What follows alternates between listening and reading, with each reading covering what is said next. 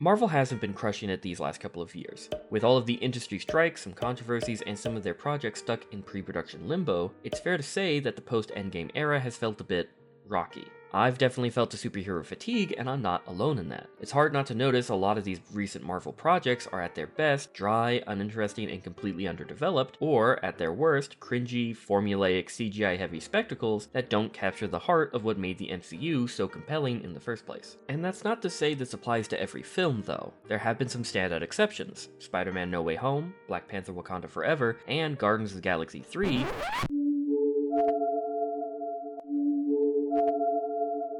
have all been highly praised within the community for having a tone that sets them apart from the rest of the MCU. That brings me to the Thunderbolts. In a lot of the marketing, they have nods to A24 referencing many of the creatives that worked with that studio in the past. They were trying to differentiate this film from other recent Marvel projects, and I went into this film not expecting much, preparing for it to just be okay, and I was genuinely surprised by how much I actually enjoyed the film. To explain the plot quickly, the Thunderbolts is an unlikely group of outcasts teaming up to take down the Void, the sinister counterpart of the Sentry. The group consists of some familiar faces. Yelena, last seen in Hawkeye, John Walker from The Falcon and the Winter Soldier, Bucky, who we last saw in Brave New World, Ghost, who has been MIA since Ant-Man and the Wasp, Red Guardian from Black Widow, and the new addition, Bob Reynolds, aka the Sentry. Before we get too far, let's talk about the hype that this film has been receiving. I've seen a lot of chatter that this is one of the best Marvel movies ever. Is The Thunderbolts a good movie? Yes, for sure, but is it top 3? I wouldn't go that far. Top 5, maybe, but the MCU has some heavy hitters. Still, it's easily one of the best Marvel movies in recent memory, and that's not nothing.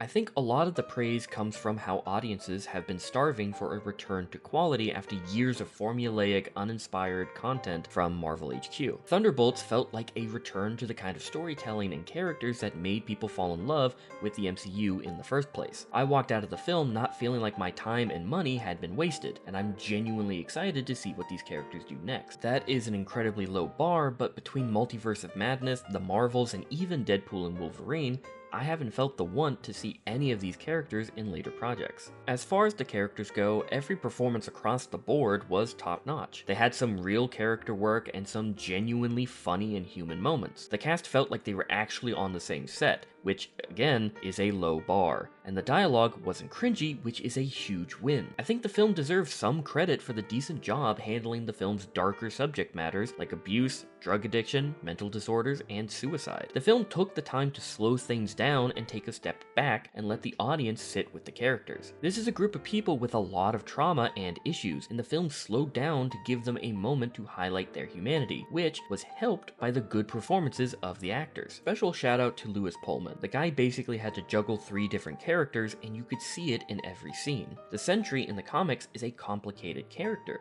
and I was nervous how they were going to deal with a powerhouse that is the Sentry and the Void. But Pullman's performance has an incredible amount of depth. It was a fantastic layered performance that really sold the character's internal struggle. Florence Pugh also nailed it as Yelena, bringing a real emotional weight to the role, especially in the scene with Red Guardian where she opens up about her struggles. It's a raw, emotionally charged moment that hit me hard. And the most underrated performance is David Harbour as Red Guardian. The scene where he panics as Yelena steps into the Void was extremely brutal stuff. The Red Guardian lost one daughter, and now his other daughter just opened up about her depression, and she just walks into the Void willingly. That panic felt real, and it was amazing to see, and a real reminder of David Harbour's range as an actor. Bucky also was great as usual. Some fans might gripe that he didn't get a ton of new development, but he already had a full arc. He has worked through his brainwashing, and in Falcon and the Winter Soldier, he has atoned for his past. This felt like a return to the confident Bucky from his first Avenger days. I look forward to seeing where they take his character in the future,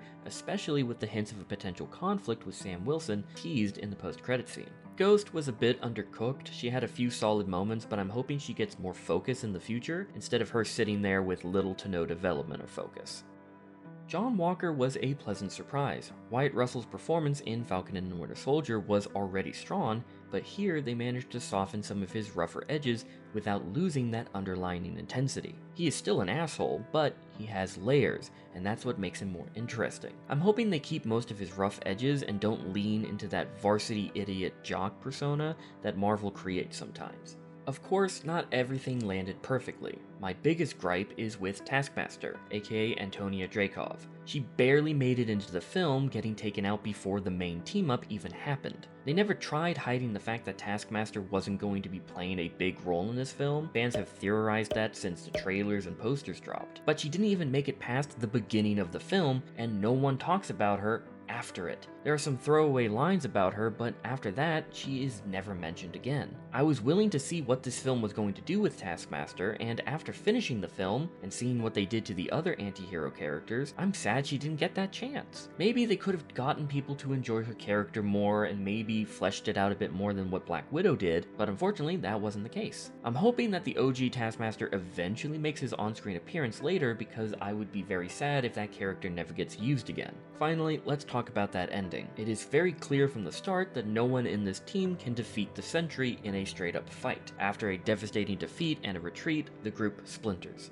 That is, until the Void appears and starts to consume New York and turn people into shadows. The group returns, each having their heroic moment, and finally team up again. As everyone is retreating, Yelena remembers her conversation with Bob, and in a bold move, she willingly steps into the Void. Outside, the rest of the group take that leap of faith and jump into the Void to save Yelena. After some Red Room memories, the team regroups and the Void begins to fight back. They fight their way through some of Bob's worst memories, which include his abusive dad and Bob in a chicken suit high on meth. Soon, the Void captures the group and begins to get into Bob's head. The two eventually begin to fight. Bob does get the upper hand, but it's what the Void wants, and it starts to consume Bob. After a while, Yelena and the rest of the Thunderbolts break free and start to pull him off the Void, stopping Bob from giving in to that darkness.